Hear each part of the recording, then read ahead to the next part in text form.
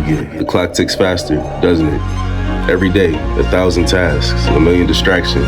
We're always on, always connected, always chasing. A constant stream, a never-ending scroll. Is it progress? Don't forget.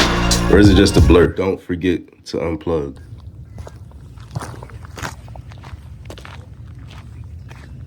I know it's hard. I struggle with it too. That feeling that if I'm not doing something, I'm wasting time.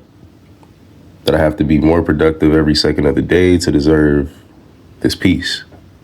But that's not true. We're human. We need to breathe. We need to just be sometimes. To feel the sun, to hear the birds, watch the water flow. It's okay to disconnect. It's more than okay. It's essential.